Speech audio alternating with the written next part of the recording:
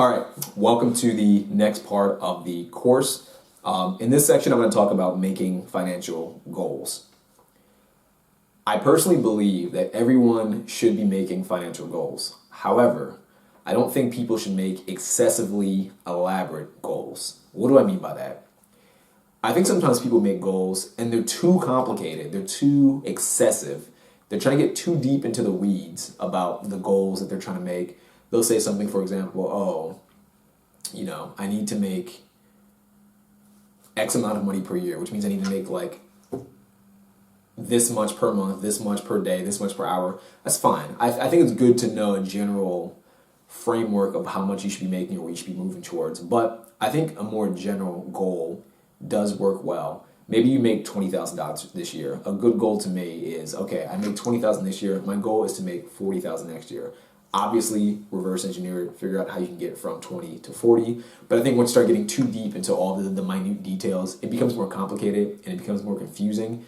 And I think to some degree, it can be almost off-putting and demotivating to many people. Now, obviously, if you're the kind of person that's motivated by knowing every single individual detail, do it. You have to understand that you have to do what works best for you. There's no one-size-fits-all formula, in my opinion at least.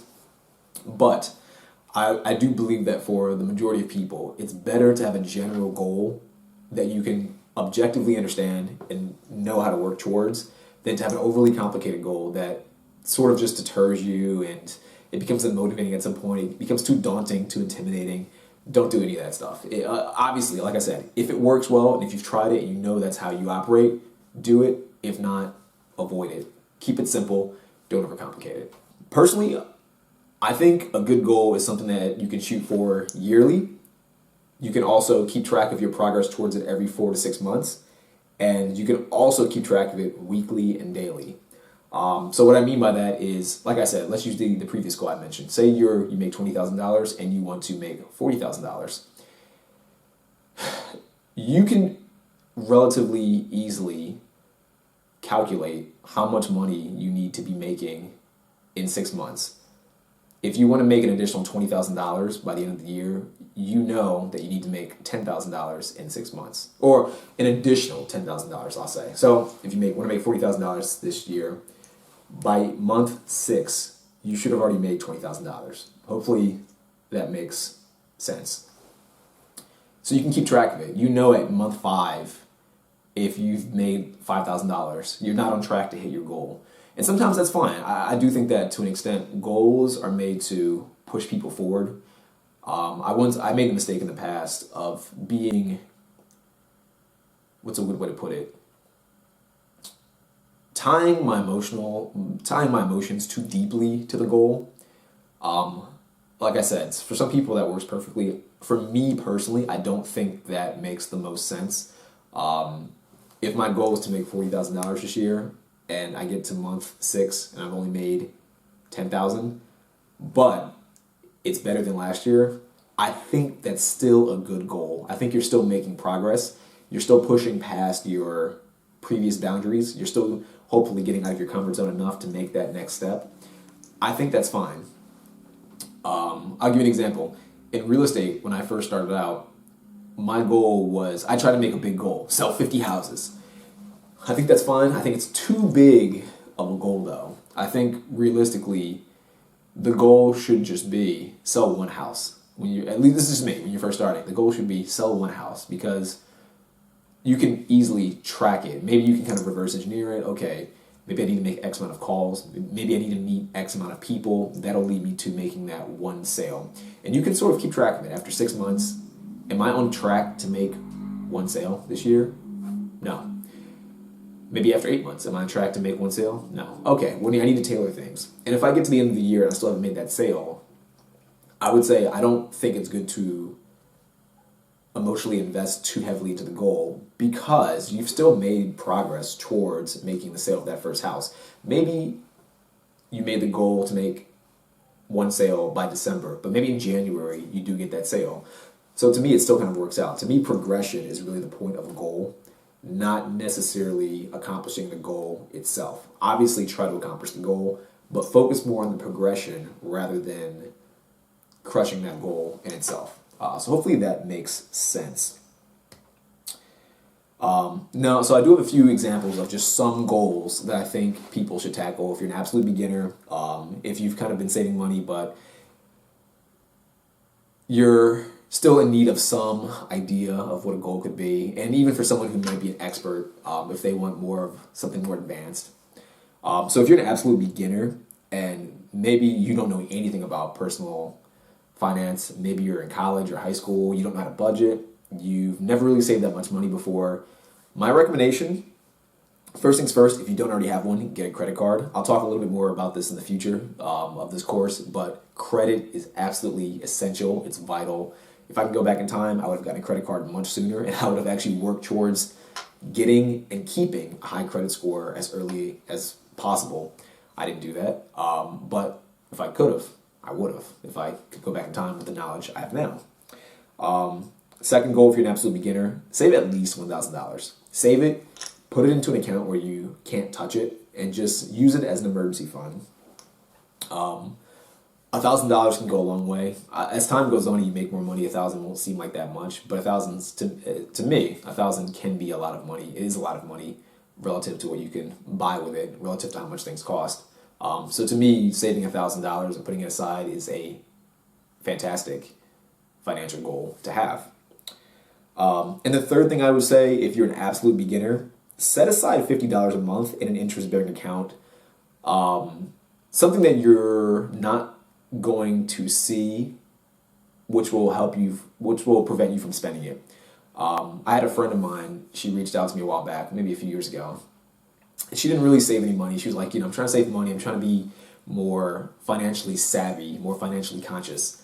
What should I do? And I was like, the simplest thing I could probably recommend, download Acorns. It's not sponsored, by the way. I do actually just like the app Acorns.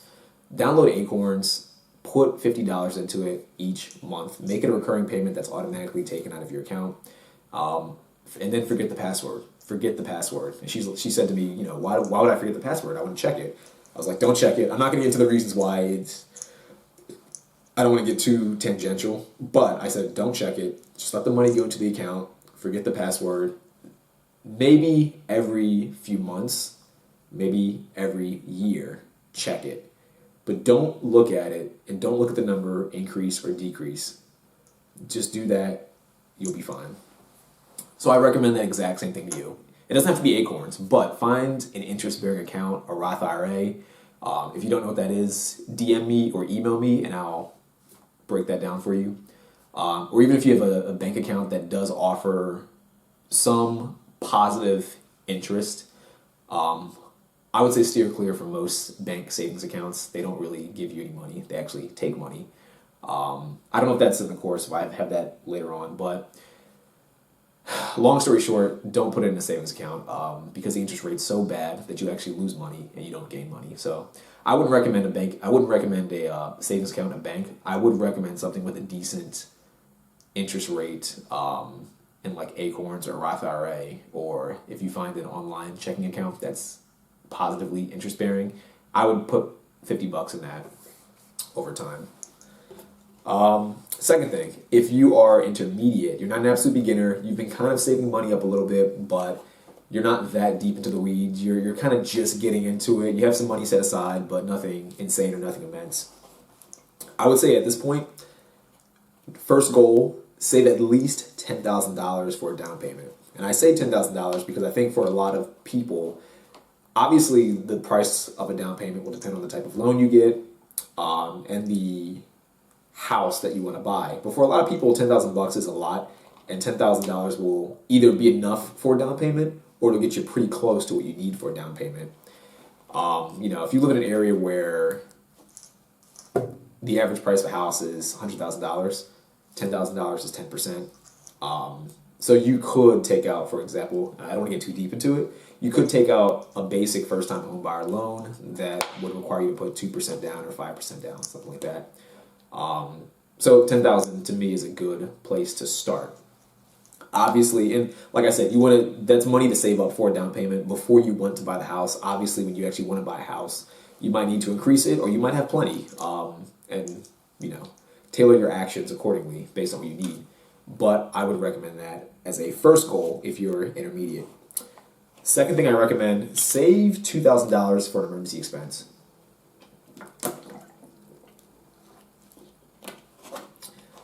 Like I mentioned earlier, $1,000 can go a long way.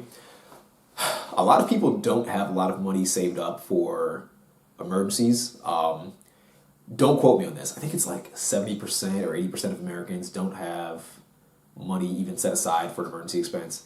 I would say if you can save $1,000, that's fantastic. If you can save $2,000, I think you're pretty good. You just put that aside, put it like in a rainy day fund where if the car breaks down or you need to fix something, you don't have to stress about it. Like I said earlier, money helps you not be stressed. If you have money set aside, you can solve a lot of problems. I'd recommend doing that. I think $2,000 is a fantastic amount. Obviously, if you have cash to spare and you want to put more in, do so. But if you're intermediate in terms of saving money, I think $2,000 is a fair place to do, a fair place to go. So do that. That would be the second goal I'd recommend. The third goal I'd recommend, have $500 set aside in a Roth IRA. Just to briefly kind of break down what a Roth IRA is. I know I mentioned it a little bit earlier when I talked about the interest-bearing account, but just to break down what a Roth IRA is, it's effectively just a retirement account that you can manage on your own. Some different places like Vanguard will allow you to open up a Roth IRA. I would just Google Roth IRA and see what the requirements are. Every place has different requirements, but I would put $500 in there. The reason why I would say that is because over time that $500 will increase due to compounding interest. And so it will allow you to have a solid nest egg in the future for when you want to retire. Obviously, the sooner you can put that money into that account, the better you'll be overall. The best time to start is now. So if you're watching this right now, if you're in that intermediate area, I'd recommend pausing the video, going to Google, finding out where you can open up a Roth IRA, check the requirements, put $500 in, then come back to this video. But I think that'd be the third thing you should do. Now, if you're an expert when it comes to saving money, budgeting, you've been doing this for a few years, but maybe you're thinking, I don't really know exactly what to do with my money. This is what I recommend. And this is more me leaning towards the real estate advisor side. But first thing I'd recommend, purchase 5 positive cash flowing rental properties. Now, why do I say that? A lot of people have excess money. Some of it may or may not be liquid. I think one of the best places to put your money, to put it to work, to use it as a soldier that you should see it as, is in investment properties. If you want to talk more about real estate specifically, I don't want to get too deep into real estate in this video. I do another course that I plan on coming out with that'll go deeper into real estate. But one of the best things about a positive cash flowing property, number one, you're making money passively. You're making money from tenants that are paying their rent, and you're getting money that way. Second thing, you're getting money in the form of appreciation. Over time, the value of the property will increase. So that $100,000 property you purchased, say, this year, in 5 years might be worth $200,000 or maybe more. So you've effectively gained $100,000 in appreciation alone. Then the third thing is you get money in the form of equity. As your tenants pay your rent, you can use that money to pay down the mortgage. And then overall, you own more of the property. So if you ever want to do fancy stuff like take money from the house to use it for other investments, you can do that. If you have 5 properties, that gives you 5 times the benefits. So it works pretty well. Fourth thing that real estate's really good for is for tax benefits. Most people cannot take advantage of that many tax benefits. Do not quote me on this exact number, this exact figure. I believe that the average employee only has access to about 7 to 9 tax write-offs, like reasonably 7 to 9 tax write-offs. I think for business owners and real estate owners, they get hundreds. Do not quote me on that exact number. I heard that from somebody else. I didn't verify if that was correct, but it sounds more or less relatively correct. I don't know about hundreds, but if you're an employee, you don't get much access to many tax write-offs. But if you own real estate, there's a lot of cool stuff you can do with it. So I'd say if you're expert level, focus on buying 5 positive cash flowing properties. If nothing else, you're getting extra money from your tenants, if you don't even count the other stuff I mentioned. The second thing, set aside $20,000 in a Roth IRA. Earlier I mentioned if you're intermediate, set aside $500. If you're expert, set aside $20,000 in a Roth IRA. Like I said, the reason is ultimately the same. You're getting that compounding interest. You're making more money over time. And as time goes on, you'll get an exponential increase in the amount of money that you have access to when you wish to retire. And as a side note, you can also use that money to purchase real estate. But I don't want to get too deep into that in this video. Then the last thing, set aside $5,000 for emergencies. Earlier I mentioned $2,000 for emergencies. In this, I want to say set aside $5,000. Obviously, the more money you have set aside for emergencies, the better off you will be.